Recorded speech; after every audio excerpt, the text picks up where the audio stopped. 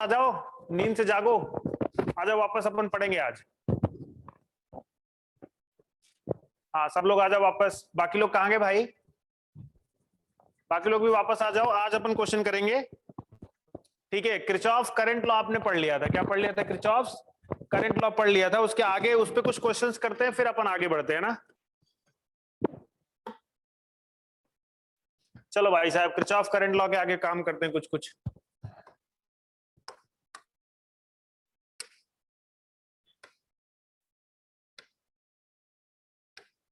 चलो आ जाओ वापस से। तो हमारा किरचॉफ करंट लॉ क्या कहता है?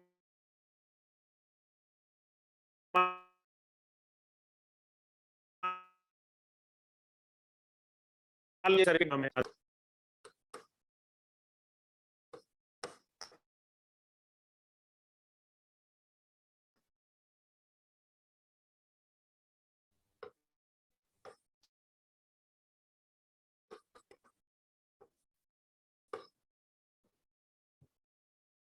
ये ऐसा अपन ने सर्किट डायग्राम बना लिया, ठीक है ना।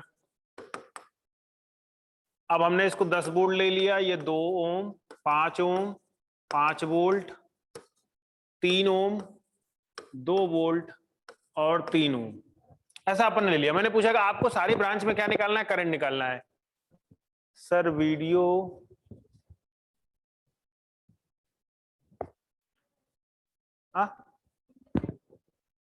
अच्छा चलो बेटा, अब ऐसा हमने बना लिया। हमने क्या कहा था, जब भी ऐसा क्वेश्चन आ जाए तो सबसे पहले क्या ढूंढो कि वो सर्किट ढूंढो, वो ब्रांच ढूंढो जिस ब्रांच में वोल्टेज अकेला है। लेकिन ऐसा इसमें कुछ भी नहीं है, इसमें कहीं पे भी वोल्टेज अकेला नहीं है या अकेली नहीं है। तो अगर वोल्टेज अकेली नहीं है तो क्या ढूंढेंगे? फिर वो नोड ढूंढो, नोड मान लो, नोड ढूंढो। नोड कितने हैं? देखो, एक नोड ये रहा और एक नोड ये रहा, और कोई भी नोड नहीं, क्योंकि ये वाली ब्रांच यहां पे मिलेंगी तो इसको भी नोड मान सकते हैं अपन, और कोई भी नोड नहीं है हमारे पास। तो सोचने वाली बात है कि अगर ये बैटरी 5 वोल्ट की है तो हम सबसे पहले क्या कर ले, इस 5 वोल्ट को यहां लिखेंगे तो क्या हो जाएगा? मान लिया इसको 0, तो ये 5 है तो उसके इस वाले कॉर्नर पे कितना आ जाएगा वोल्टेज? 5 वोल्ट, क्योंकि 5 माइनस 0 5 वोल्ट हो जाएगा। यहां तक बात क्लियर हुई? अच्छा, ये 0 तो ये 0 यहां पे भी जाएगा। अच्छा, ये 10 वोल्ट है तो यहां पे कितना आ जाएगा? 10 वोल्ट आ जाएगा। ये 0 है तो यहां पे कितना आ जाएगा? कोई मतलब नहीं, ये 0 ध्यान से देखो। तो इधर कितना मान ले, ये 2 वोल्ट है, ये कितना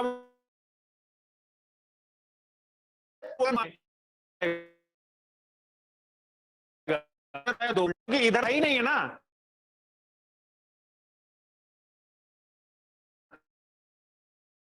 इसलिए इसको जो मानकर वो मान लो कोई, क्योंकि हमें इन दोनों का डिफरेंस जो है ना वो 2 आना चाहिए बस। कुछ भी मान सकते हैं, हमने 0 मान लिया क्योंकि हमें डिफरेंस लिखना था। ठीक है, ये क्या लिख रहे हो? 5 0। अच्छा ठीक, ये नोड बच गया, इस पे कोई भी बैटरी नहीं है तो हमने इसको क्या मान लिया? एक्स। क्या मान लिया? एक्स। और हमने कल सिखाया था कि जो एक्स है, जो भी एक्स है वो एक्स हमेशा बड़ा होगा। क्यों? क्योंकि एक्स बड़ा इसलिए मानते क्योंकि सारी करंट इधर से बहेगी। तो इधर करंट मैंने मान लिया I1 बह रही है, इधर मान लिया I2 बह रही है, इधर मान लिया I3 बह रही है। तो किरचॉफ करंट लॉ क्या कहता है? किरचॉफ करंट लॉ कहता है, केसीएल एट एक्स पे लगाया तो किरचॉफ करंट लॉ कहता है कि I1 plus I2 plus I3 is equal to 0। I1 plus I2 plus I3 is equal to 0। ऐसा क्यों लिखा? एक्चुअल में किरचॉफ करंट लॉ क्या कहता है? कहता है कि आने वाली current at the node is equal to जाने वाली करंट फ्रॉम द नोड। तो आने वाली करंट तो कुछ है ही नहीं है, इस नोड से सारी करंट जा रही है। तो हमने I1 I2 I3 मान लिया। क्या मान लिया? I1 I2 I3। तो भाई साहब I1 क्या हो जाएगी? हमें पता है कि ओम्स लॉ क्या कहता है, I is equal to V by R। Actual में ये V नहीं होता, ये चेंज इन वोल्टेज होता है। क्या आता है? Change in voltage. तो यहां पे देखो, ये वोल्टेज इसको x मान लो, इस नोड के वोल्टेज को, और यहाँ पे 10 वोल्ट है तो I1 कितना हो जाएगा? x माइनस 10 डिवाइडेड बटे रेजिस्टेंस कितना है? 2। और I2 कितना हो जाएगा? I2 ये रहा, तो ये 5 है तो मैं क्या लिखूंगा? x माइनस 5 डिवाइडेड बटे 5। I3 ये रहा तो I3 क्या लिखेंगे? I3 लिखेंगे x माइनस 2 डिवाइडेड बटे 3 इज इक्वल टू 0। अब देखो, x by 2, x by 5, x by 3, इसको एक साइड रखो। 10 बाई 2, 5 बाई 5, 2 बाई 3 को एक साइड ले आओ। तो मैंने लिखा x by 10 plus x by 5, sorry, x by 10 plus x by 5 plus x by 3। को एक साइड रखा, और देखो जब ये -10/2 को उधर ले जाएंगे तो RHS में ले जाएंगे तो ये प्लस हो जाएगा, तो -10/2 प्लस 5/5 प्लस 2/3, तो क्या लिखा 10/2, x/2 नहीं है, ये x/2 है, सॉरी x/2 है, मैंने 10 ले लिया था उसको, 10/2 प्लस 5/5 प्लस 2/3। अब ध्यान से देखो, मैंने आपको एलसीएम लेना सिखाया था, इन तीनों में बड़ा कौन 5, एलसीएम लेने के लिए मैंने क्या बोला था, सबसे बड़ी बड़ी वाली डिजिट खोज लो, तो जो बड़ा है उसका क्या पढ़ो, उसका टेबल याद करो, और मन में ये भी चलाते रहना चाहिए कि 2 और 3 से डिविजिबल होना चाहिए, तो 5 का टेबल पढ़ो, तो 5 2 जा 10, क्या 10 3 से डिविजिबल है, नहीं, 5 3 जा 15, क्या 15 2 से डिविजिबल है, नहीं, 5 4 जा 20, क्या 23 से डिविजिबल है, नहीं, और 5 5 जा 25, 25 3 और 2 दोनों से डिविजिबल नहीं है, तो 5 6 जा 30, क्या 30 2 से डिविजिबल है, हाँ, 3 से डिविजिबल है, हाँ, तो एलसीएम कितना हो गया 30, एलसीएम कितना हो गया 30, ये आ गया 15x, ये आ गया 6x, और ये आ गया 10x। इधर देखो, इधर भी एलसीएम उतना ही हो जाएगा, इसका भी एलसीएम 30 हो जाएगा, ये 10 है तो इधर आ जाएगा 2 15 150 प्लस इसका आ जाएगा 30 प्लस ये आ जाएगा 20, 30 ने 30 को मार दिया, तो देखो 15 10 25 25 6 31, तो कितना आ गया, ये आ गया 31x इज इक्वल टू, ये 30 20 50, ये 200, तो x की वैल्यू कितनी आ गई 200/31। ये अजीबोगरीब कैलकुलेशन क्यों आ रही है, क्योंकि हमने अजीबोगरीब कुछ भी ले लिया है, जैसे हमने इन रेजिस्टेंस की वैल्यू, इन वोल्टेज की वैल्यू अपनी मर्जी से ले ली है, इसलिए थोड़ा अजीबोगरीब कैलकुलेशन आती है। बात समझ आई? तुम चिंता ना करो, एग्जाम में कभी भी इतना कैलकुलेशन नहीं आता, एग्जाम में हमेशा छोटे छोटे डेटा होते हैं, ठीक है ना। तो हमने वोल्टेज निकाल लिया, वोल्टेज कितना आ गया बेटा 200/31, वोल्टेज आ गया तो करंट भी आ जाएगा, करंट क्या हो जाएगा I1, I1 कितना है, I1 जो है x-10/2 है, तब I1 निकालेंगे, पहले इसको लिख लो फिर अपन I1 की बात करते हैं।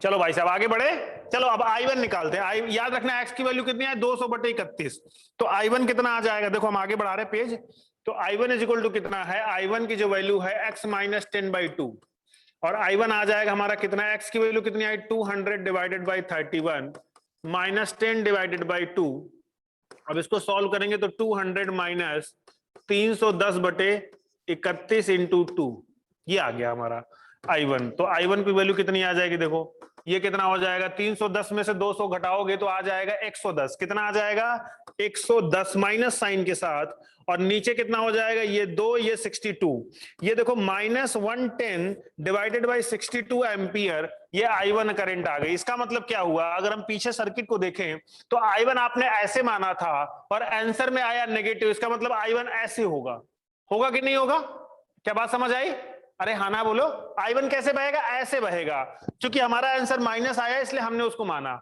और I2 कितना है, देखो I2 की वैल्यू कितनी है x-5/5, तो I2 आ जाएगा, I2 कितना हो जाएगा x-5/5, और x की वैल्यू कितनी है 200/31 -5/5, तो क्या हो जाएगा बेटा 200 माइनस 5 15 डिवाइडेड बटे 5 इंटू 31, देखो ये प्लस में आया, I2 प्लस में आया, इसका मतलब क्या हो गया, ये हो गया 45 डिवाइडेड बटे 155, I2 प्लस में आया, I2 प्लस में आया, इसका मतलब जो डायरेक्शन हमने मानी थी वो बिल्कुल सही है, उसमें कोई फेरबदल नहीं है। बोलो बात चमकी क्या, अरे हाँ ना बोलो,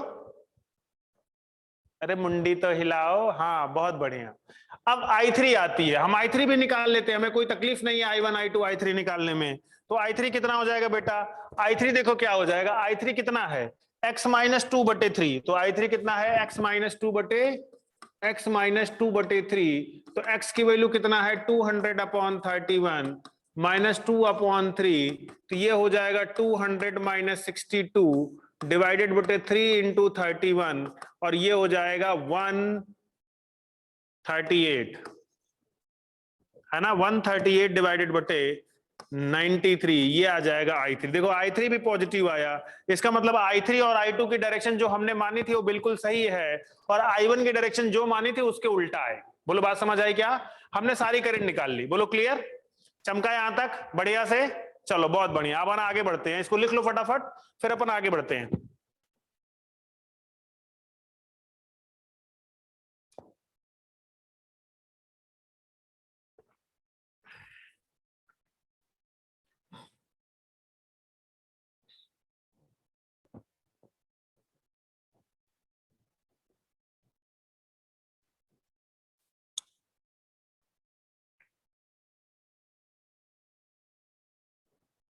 चलो एक क्वेश्चन और कर लें क्या? एक क्वेश्चन और कर लेते हैं, फिर अपन आगे बढ़ जाते हैं। जहां पे दो दो इक्वेशन अपन नहीं, अब क्वेश्चन नहीं करते, अपन पढ़ लेते फिर क्वेश्चन करते हैं ना। बहुत क्वेश्चन कर लिया, अब एक कंसेप्ट पढ़ते हैं। बोलो सीरीज पैरेलल कंसेप्ट आपने पढ़ा है? Combination of series and parallel resistance 10th में पढ़ा होगा ना, उसी पे चर्चा करते हैं। वो थोड़ा यहाँ पे अलग तरीके से आप उस पर हेडिंग डाल लेंगे, series combination of resistance. Series combination of resistance. जब सीरीज कॉम्बिनेशन की बात करते हैं तो क्या होता है, मैंने माना कि भाई साहब ऐसे ऐसे रेजिस्टेंस जो है ना, 3 रेजिस्टेंस को सीरीज में लगा, हमने 3 लगाए, तुम और भी लगा सकते हो, ऐसा नहीं कि 3 ही लगाए तुमने, तुम और भी लगा सकते हो। हमने 3 लिया जनरल पर्पज के लिए। ये वोल्टेज भी हो गई, इसका नाम दिया R1 और इसका नाम दिया R2, इसका नाम दिया R3। सोचने वाली बात है, अगर ये बैटरी ने किसी करंट की सप्लाई करी I, तो क्या I इन तीनों रेजिस्टेंस में सेम जाएगा? I इन तीनों रेजिस्टेंस में क्या होगा बेटा? सेम। अगर करंट I सेम आई, तो इसके क्रॉस जो वोल्टेज आएगा वो होगा V1, इसके क्रॉस जो वोल्टेज आएगा वो होगा V2, और इसके क्रॉस जो वोल्टेज आएगा वो होगा V3। तो सोचो ये वाला प्लस, ये माइनस, ये प्लस, ये माइनस, ये प्लस, ये माइनस। तो हमने वोल्टेज लिख लिया, तो कहीं चलो इधर से चलो तो V इज इक्वल टू, देखो ये वाली वोल्टेज और ये वाली वोल्टेज बिल्कुल सेम। देखो मैं लिख के दिखाता हूं, तुम ध्यान से सुनना, लिख रहा हूं मैं, बहुत अच्छे से सुनना। यहां से चल रहे हैं, इस कॉर्नर से पहले कौन मिला?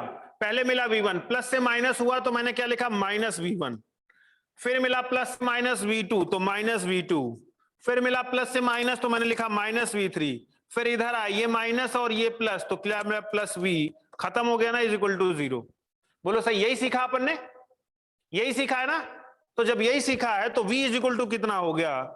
V1 plus V2 plus V3। V is equal to क्या आ गया? V1 plus V2 plus V3। तो V इज इक्वल टू क्या? V1 क्या लिख सकते हैं? I into R1 plus V2 क्या लिख सकते हैं? I इंटू R2, यानी I इंटू R3। तो इस V को क्या लिख सकते हैं? I into R equivalent is equal to I into R1 plus I into R2 plus I into R3। तो जो R इक्विवेलेंट आ गया ना, वो कितना आ गया? R1 plus R2 plus R3। ये R इक्विवेलेंट आ गया। मतलब अगर आपसे बोला जाए कि अगर रेजिस्टेंस सीरीज में कनेक्टेड हैं तो कैसे जुड़ेंगे, वो जुड़ जाएंगे R1 R2 प्लस R3। अगर और रेजिस्टेंस होते तो सब जुड़ जाते। मान लो जैसे मैं बोलूं कि n number of resistance are connected in series, तो क्या लिखते? R1 plus R2 plus R3 up to Rn, n number of resistance के लिए, है ना? पर यहां पे कुछ अच्छी चीजें हैं जो आपको याद रखनी चाहिए। अच्छी चीज क्या है कि जब भी सीरीज सर्किट होता है, सीरीज सर्किट का मतलब एक रेजिस्टेंस का एक एंड दूसरे रेजिस्टेंस, ये देखो एक रेजिस्टेंस, मैं तुम्हें सीरीज सर्किट बहुत अच्छे समझाता हूं। मान लो ये रेजिस्टेंस रहा ऐसे, इसका एक एंड यहां से शुरू हुआ रेजिस्टेंस और यहां खत्म हुआ। जहां पे रेजिस्टेंस खत्म होता है वहीं से दूसरे रेजिस्टेंस की शुरुआत हो जाए, बिल्कुल ऐसे, तो इसे क्या बोलते हैं? इसे बोलते हैं series, resistance are in series. क्या बोलते हैं बेटा? Resistance are in series. मतलब ऐसे नहीं, ऐसे, बिल्कुल ऐसे। दूसरी कंडीशन क्या होती है सीरीज रेजिस्टेंस पहचानने की? दूसरी कंडीशन होती है कि भाई साहब करंट जो है ना वो सेम बहे। क्या बहे? सेम। देखो इस हर ब्रांच में हर रेजिस्टेंस में करंट क्या आई ही जा रही है, बिल्कुल सही बात है। तो सबसे पहले इसका इंपॉर्टेंट नोट पॉइंट क्या है? नोट पॉइंट जो है, current in circuit is same. Current in circuit is same, मतलब सीरीज रेजिस्टेंस में जो करंट होगी ना वो हमेशा सेम रहेगी, कभी चेंज नहीं होगी। तो क्या चेंज होगी? वोल्टेज चेंज होगी। क्या चेंज होगी? वोल्टेज चेंज होगी। तो भाई साहब एक बात बताओ, अगर करंट सेम रही तो हम क्या जान लेंगे सर्किट कैसा है? सीरीज में। और यहां पे एक चीज और भाई साहब, ये V1 V2 V3 कैसे निकालेंगे, ये क्वेश्चन है हमारा। क्योंकि करंट तो आप निकाल लिए, कैसे? आपने R इक्विवेलेंट निकाल लिया, R इक्विवेलेंट निकालने के बाद I is equal to V by R कर दिया तो करंट आ गया। क्या आ गया? V by R. जैसे मान लो मैं इस ब्रांच की बात करूं, इस ब्रांच में जो करंट आएगा वो कितना आएगा? V upon R equivalent. V कितना है? V तो V ही है। R इक्विवेलेंट कितना है? R1 plus R2 plus R3। क्या यही करंट सारे ब्रांच में बह रही है? बिल्कुल यही करंट सारे रेजिस्टेंस में जा रही है। पर वोल्टेज क्या हो जाएगा? अगर मैं V1 निकालना चाहूं तो V1 कितना होगा? I into R1। तो क्या हो जाएगा? I तो हमारे पास कितना है? V upon R1 plus R2 plus R3 into R1। बोलो। और V2 निकालें तो कितना हो जाएगा? I into R2। I into R2 करें तो क्या हो जाएगा? V into R2 divided by R1 plus R2 plus R3। V3 निकाले तो क्या हो जाएगा? I इंटू R3, तो V into R3 upon R1 plus R2 plus R3। ये हमने निकाल लिया करंट और वोल्टेज। ये करंट निकाल लिया सर्किट का और ये वोल्टेज निकाल लिया। और ये रटा होना चाहिए तुमको, ऐसे सिखाता हूं मैं तुम्हें। देखो ये तो अपन बाई प्रोसीजर निकाल लिए। कैसे निकाल लिए? By procedure. आप सबको ये प्रोसीजर समझ में आया क्या? अरे हाँ ना बोलो, पहले बताओ प्रोसीजर समझ में आया? अरे मुंडी लाओ, हाँ ना बोलो। वोल्टेज विल चेंज, हाँ ठीक है।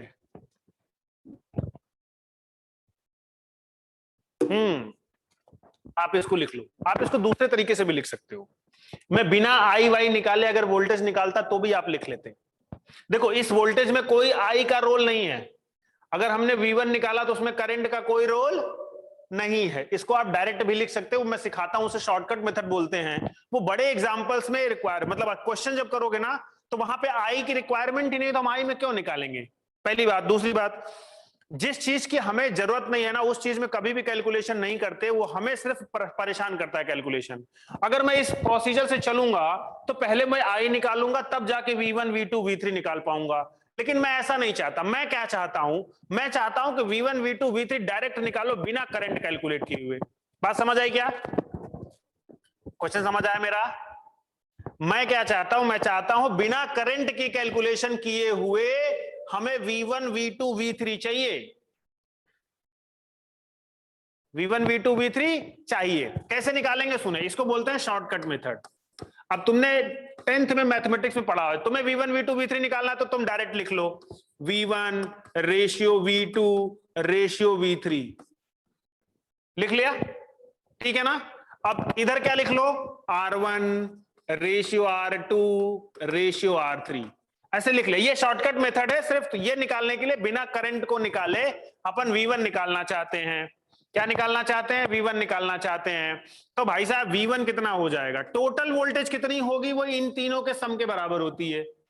टोटल वोल्टेज कितनी है? V। और रेजिस्टेंस निकालना, अगर V1 निकालना है तो R1 को पकड़ लो upon sum of the resistance R1 plus R2 plus R3। अगर V2 निकालना है तो टोटल वोल्टेज है V, R2 को पकड़ लो तो R2 upon R1 plus R2 plus R3। अगर V3 निकालना है तो R3 को पकड़ लो तो V3 is equal to V into R3 upon R1 plus R2 plus R3। देखो ये मेथड बहुत आसान है। अगर तुम एक बार सीख गए ना तो तुम्हें कभी भी समस्या नहीं आएंगी। तुमको मैं आगे चल के इस मेथड की इंपॉर्टेंस भी समझाऊंगा, क्योंकि देखो इस मेथड में कहीं पे भी करंट निकालने की जरूरत नहीं है। बोलो बात समझ आई क्या? अरे हाँ ना बोलो, पक्का? अरे बाकी लोगों का तो अंगूठा भी नहीं दिख रहा है। ये जो अपने शकल छुपा के बैठे हैं ना, ये जो लोग हैं जो अपने शकल बंद कर रखे हैं, जो अपनी शक्ल किसी को दिखाना नहीं चाहते, वो शकल नहीं दिखा रहे तो कम से कम अंगूठा तो दिखा दो, पता तो चले कि हाँ तुम्हें समझ में आ रहा है। ये बेचारे डर रहे हैं, घर में पता नहीं कौन सी परिस्थिति में लेटे हैं कि सुन रहे हैं, इसलिए बेचारे शक्ल नहीं दिखा रहे अपनी, है ना? नहीं, तुम्हारी भी अपनी प्राइवेसी होनी चाहिए बेटा। चलो बढ़िया है, ठीक है, चलो अपन ने ये सीख लिया। ठीक है, अब इसी का एक और भाई होता है जिसे क्या बोलते हैं, इसका दूसरा भाई होता है parallel combination. Parallel combination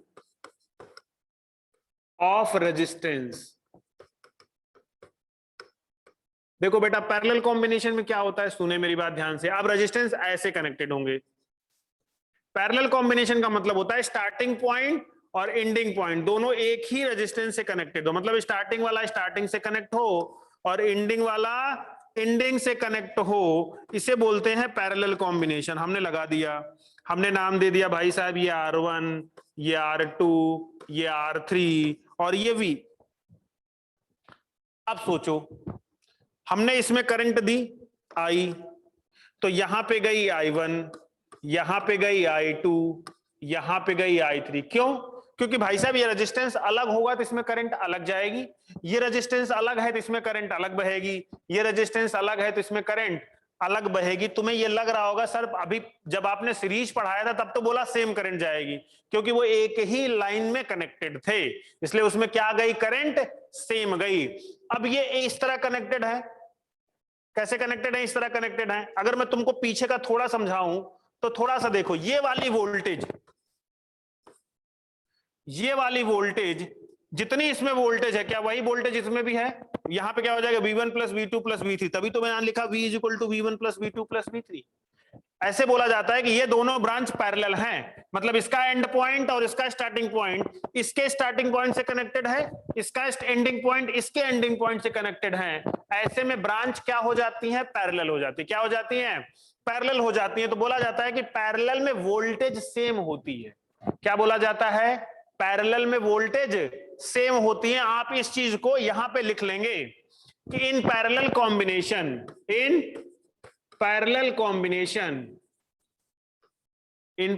combination voltage same. Series combination में क्या सेम थी, करंट सेम थी, और पैरेलल कॉम्बिनेशन में क्या सेम हो जाएगी, वोल्टेज सेम हो जाएगा। अगर किसी को डाउट हो तो मैं प्रूफ करके दिखा सकता हूं, मुझे कोई तकलीफ नहीं। कहो तो मैं प्रूफ कर दूं, करूं क्या? अरे हाँ ना बोलो, करूं क्या? देखा और कौन लोग चाहते हैं मैं प्रूफ करूं? हाँ चलो चलो बिल्कुल प्रूफ करते हैं, देखते हैं, आओ देखते हैं प्रूफ। इधर देखो सब लोग, बेटा प्रूफ करो। हाँ बिल्कुल। हाँ बेटा, कौन हैंड रेज करने का मतलब क्या कुछ बोलना चाहते हो आप? जो भी बच्चा हैंड रेज कर रहा है, मुझे उसका नाम तो नहीं पता है, आप कमेंट करके कुछ लिख दो, क्योंकि अभी मैं उधर जाने की इच्छा में नहीं हूं। आप कमेंट करके लिख दो, मैं आपकी बात समझ जाऊंगा। हाँ बोलो बेटा।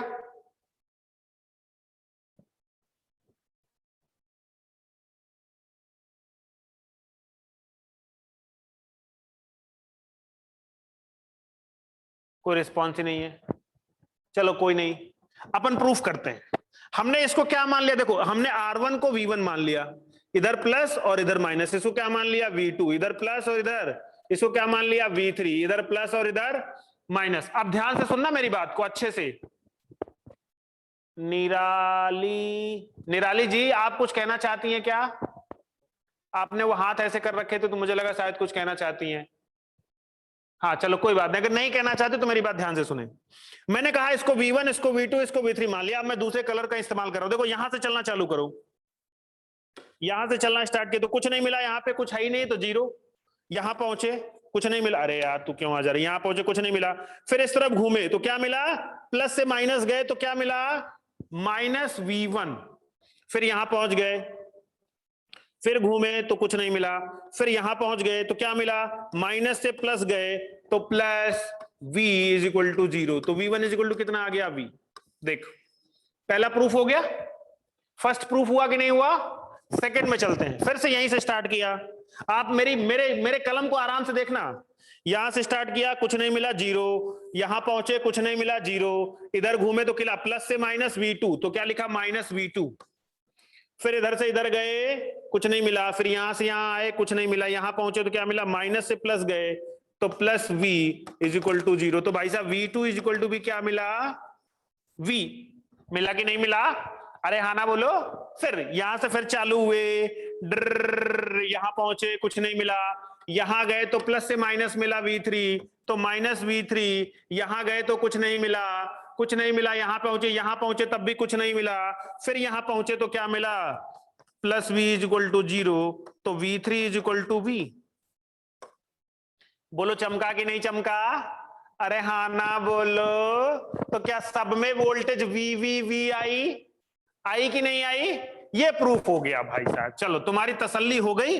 अब इस सर्किट डायग्राम को हम पुनः बनाते हैं ताकि हम अपना काम कर सके नेक्स्ट पेज पे। ठीक है, अभी आप चाहो तो इसको लिख सकते हो। ठीक है, आप फटाफट उतार लो, 2 मिनट का टाइम देता हूं मैं, लिख लो, फिर अपन नेक्स्ट पेज पे चलते हैं।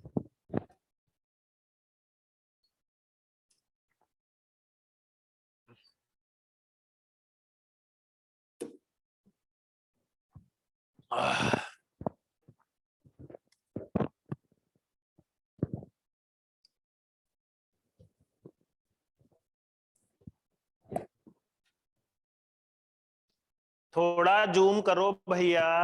अरे बाबू साहब लो ना, बस और थोड़ा, बस ठीक है ना।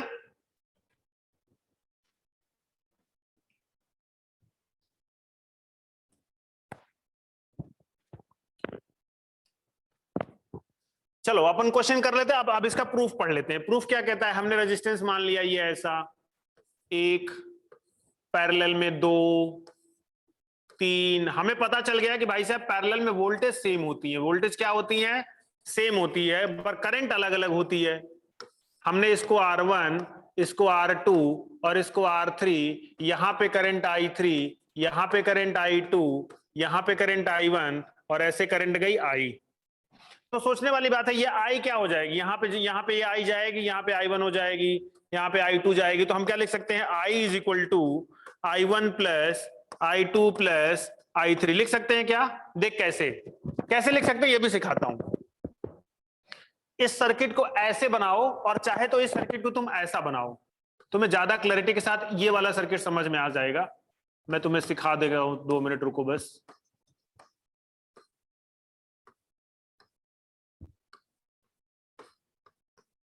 देखो ये वाला सर्किट बिल्कुल यही वाला सर्किट है। ये R1, R2, R3, इसमें I3, इसमें I2, इसमें I1 और यहां से है I। मैंने कहा यहां पर KCL लगाओ। क्या लगाओ? KCL। तो KCL क्या कहता है? आने वाली करंट बराबर जाने वाली करंट। इस सर्किट को ध्यान से देखो तो इस नोड पर कौन करंट आ रही है? I आ रही है, तो I आने वाली हो गई। जा कौन कौन रही है? I3 जा रही है, I2 जा रही है, I1 जा रही है। तो I1 plus I2 plus I3 और वोल्टेज तो सेम है, तो I इज इक्वल टू क्या लिखेंगे? V by R equalling. इधर कितना हो जाएगा? V1 तो V ही रहेगा, उसमें कोई परिवर्तन नहीं होगा। हाँ ये कैसे गड़बड़ हो रहा है यार मेरे से। हाँ तो थोड़ा ऊपर, तो V1 तो अच्छा ये हो गया था लोचा। तो V बाई R1, I2 कितना हो जाएगा? V बाई R2, ये हो जाएगा V बाई R3। V ने V को V से मार दिया, तो 1 बाई R इक्वलेंट कितना आ गया बेटा? ये आ गया sir 1 by R1, 1 by R2, 1 by R3। ये हमने R इक्वलेंट पढ़ लिया किसके लिए? पैरेलल कॉम्बिनेशन के लिए। 1 by R1 is equal to 1 by R1 plus 1 by R2 plus 1 by R3। ये 3 रेजिस्टेंस हैं तो ऐसा, लेकिन अगर बहुत सारे होते तो सबके लिए जोड़ते चले जाओ। तो जनरल इक्वेशन के लिए क्या हो जाएगा? 1 upon R equivalent is equal to 1 by R1 plus 1 by R2 up to 1 by Rn। इसमें कोई बुराई नहीं है। बोलो चमका कि नहीं? अरे हाँ ना बोलो।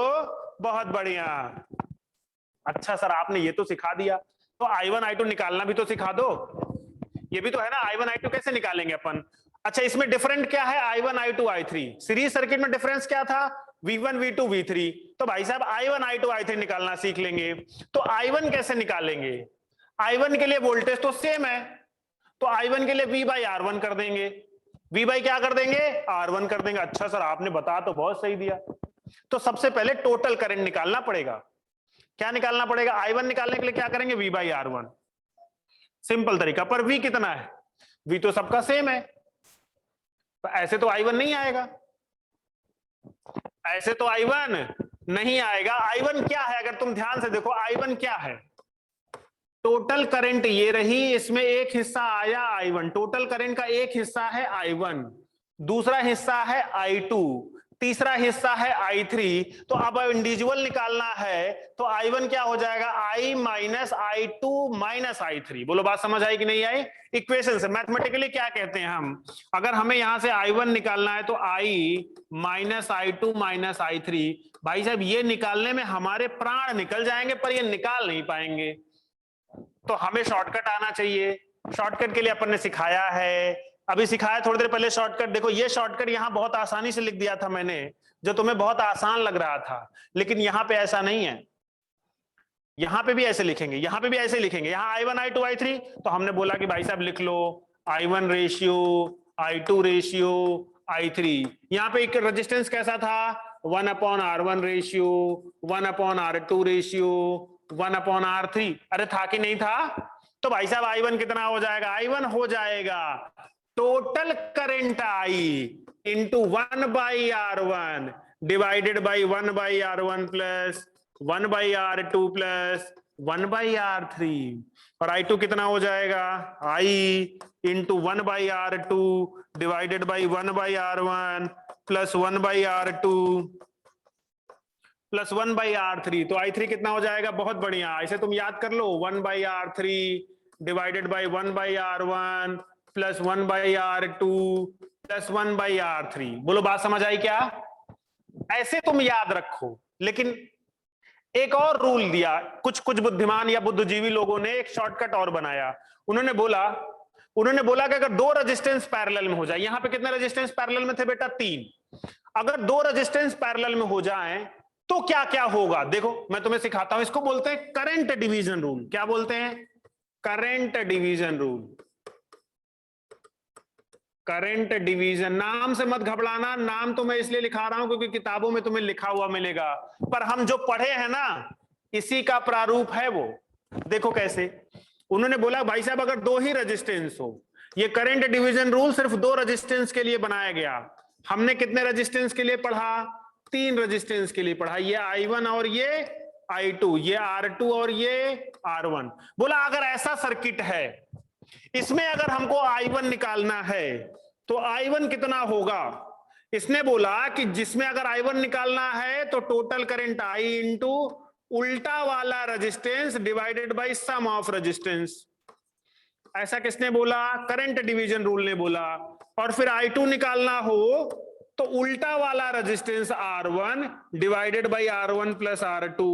ऐसा किसने बोला, करंट डिवीजन रूल ने बोला। तो देखो कितने बुद्धिमान लोग होते हैं। अरे यार इतना पढ़ने की जरूरत ही क्या है, तुम्हें पता है रेजिस्टेंस पैरेलल में है तो 1/R1 करके जुड़ते हैं कि नहीं जुड़ते। तो भाई साहब सिंपल, हमारे ये मेथड बहुत काम का है, तुम देखो इसको याद करो। ये शॉर्टकट मेथड अनंत रेजिस्टेंस के लिए भी तुम लिख सकते हो, लेकिन ये मेथड की डिसएडवांटेज क्या है, it is valid only for 2 resistance. अब देखो इसको हम इस मेथड से निकालते हैं, ये आया हालांकि यहीं से है। देखो कैसे, तो हमें अपना मेथड यूज करें तो I1 हमारा क्या कहता है, I1 is equal to 1/R1 into I divided by 1/R1 plus 1/R2। देखो सॉल्व करना शुरू करो तो ये I/R1 हो गया, और नीचे R1 R2 का एलसीएम कितना आ जाएगा, R1 इंटू R2। इधर कितना हो जाएगा, R1 प्लस R2। ये R1 R2 को ऊपर ले जाओ तो हो जाएगा I into R1 R2 divided by R1 bracket में R1 प्लस R2। देखो R1 ने R1 को मार दिया, तो देखो I की वैल्यू कितनी आ गई, I इंटू, मैं थोड़ा इसको इधर करता हूं, जस्ट अ मिनट, तुम्हें थोड़ा समझ आ जाए, इधर ही लिख रहा हूं। तो ये कितना, R1 ने R1 को मार दिया तो कितना आ गया, I into R2 divided by R1 plus R2। देखो अपन ने बेस इस वाले मेथड से भी निकाल लिया जो इन्होंने डायरेक्ट लिखा था। इनके डायरेक्ट लिखने का मतलब यही था, भाई साहब आएगा तो वही ना, तो ये क्यों याद करना, लेकिन अगर याद रह जाए तो कोई बुराई नहीं है। बात समझ आई क्या? अरे हाँ ना बोलो, अरे हाँ ना बोलो। बाकी लोग तो सिर्फ देख रहे हैं, कोई रिएक्शन ही नहीं है। अरे जो लोग अपने चेहरे को छुपा रखे हैं उनके पास भी तो कुछ इंडिकेशन है। बहुत बढ़िया, लिख लो आज की क्लास यहीं तक बेटा, ठीक है ना। बाकी इसके आगे इसे प्रैक्टिस अपन कल करेंगे, इसको आप नोट कर लो, ठीक है ना।